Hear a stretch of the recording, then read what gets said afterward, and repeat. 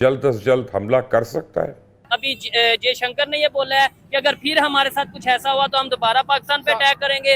राजनाथ सिंह की स्टेटमेंट है, बाकायदा तौर पे उसने ये स्टेटमेंट दिया, उसने कहा है कि अभी मिशन सिंदूर खत्म नहीं हुआ है, वो कंटिन्यू है। ख्वाजा आसिफ साहब, राना सनाउल्लाह साहब की जो अचानक तवातर के साथ बयानात सामने आ रहे हैं, इस पर जरा अगर हम बात कर लें, क्या वाकई पाकिस्तान को इस हवाले से प्रेशर आ रहा है? आ रखे थे जिनको वो भाषण दे रहे थे, जिसका उनको बहुत शौक है, तो जी उनका कहना ये था ऑपरेशन सिंदूर के वक्त जो है, जो भारत ने मिसाइल्स यहाँ चलाए तो हम लोग तो घबरा गए कि अब ये पता नहीं कहाँ गिरेंगे और क्या नुकसान करेंगे। है कि क्यों बिग डील था ये लॉन्च। ये जो है नेशनल इंटरेस्ट है, ये बिल्कुल अलग किस्म का जरीदा है, और ये जो जरीदा है ये इधर के आप कह सकते हैं कंजर्वेटिव्स जो हैं वो पढ़ते हैं। इधर की जो राइट विंग हैं, जो रिपब्लिकन्स हैं और जो फौजी हैं, वो ये पढ़ते हैं नेशनल इंटरेस्ट, और इसमें भी ऐसी ही बातें लिखी हैं। डिफेंस मिनिस्टर हैं ख्वाजा आसिफ साहब, वो ये कह रहे हैं कि जी हमारे मिसाइल की रेंज तो अमेरिका तक है ही नहीं, हमारे प्रोग्राम की रेंज तो इसराइल तक पता है, हमने तो ये बनाया ही इंडिया के लिए स्पेशल वीडियो। जंग में एक राउंड जीता है,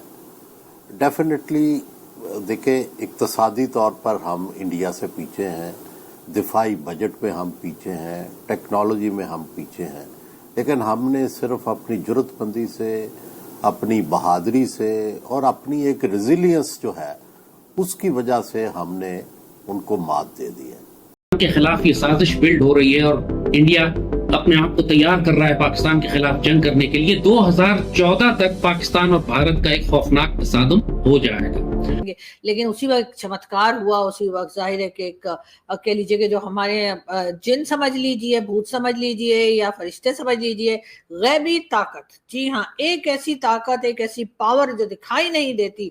मोहसिन नकवी साहब के बकौल कि जी उन्होंने उन मिसाइल्स का रुख ऐसा कर दिया कि वो मिसाइल्स जो थे वो हमारे जो निशाना लगा के भारत ने मिसाइल्स वहां से चलाए थे, उसके बजाय वो ना तो हमारे किसी जहाज को नुकसान हुआ, ना हमारी किसी और जगह को नुकसान हुआ, ना ही कोई और किस्म का हमें ये समझे कि भारत जो है हमारा कोई नुकसान कर पाया। जी हाँ दोस्तों, जैसा कि आपने देखा कि पाकिस्तानी मीडिया में अभी तक भारत के मिसाइलों का खौफ बना हुआ है, क्योंकि भारत का जो ब्रह्मोस मिसाइल है वो जो पाकिस्तान में घुस के तबाही मचाया है, उससे पाकिस्तानी अभी तक डरा हुआ है कि भारत कहीं फिर से हमला न कर दे, क्योंकि ऑपरेशन सिंदूर जो है वो अभी तक ख़त्म नहीं हुआ है। और भारत के प्रधानमंत्री हो, अमित शाह हो, राजनाथ सिंह जी हो, उन्होंने क्लियरली बोला है कि अगर पाकिस्तान अपनी हरकतों से नहीं सुधरा या सबक नहीं लिया तो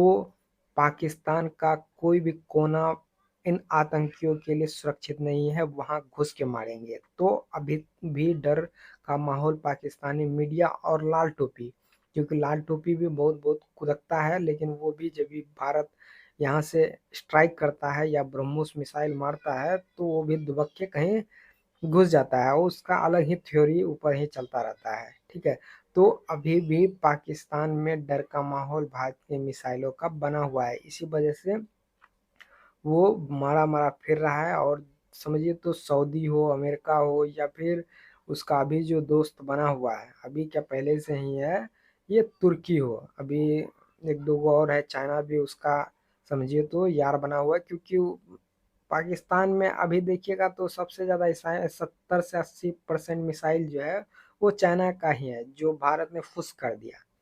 तो आपका क्या राय है कि चाइना का मिसाइल टिक पाएगा? क्योंकि सारा जो उसका मिसाइल था वो भारत ने एकदम समझिए तो आकाश मिसाइल हो या फिर S-400 हो, सबसे ध्वस्त कर दिया। तो आप अपनी राय कमेंट में जरूर दें, और चैनल पे नए तो चैनल को सब्सक्राइब जरूर कर लें। बढ़ते हैं वीडियो में।